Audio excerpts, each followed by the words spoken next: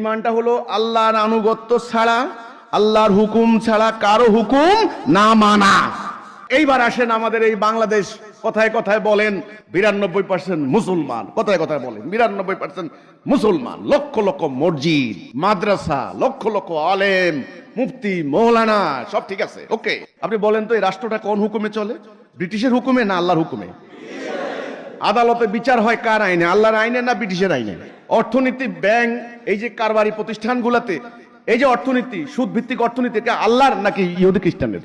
এই যে রাষ্ট্রটা চলে, ধাপ্পাবাজের রাজনীতি, এক দলকে একেবারে ধ্বংস করে দিয়ে আরেক দল ক্ষমতায় যেতে হবে, নানান ধরনের ইঞ্জিনিয়ারিং করে কোটি কোটি ট্রিলিয়ন ট্রিলিয়ন টাকা ব্যয় করে একদল ক্ষমতায় যায়, আরেক দলকে একেবারে নিশানায় মানে নিশ্চিহ্ন করে দেয়।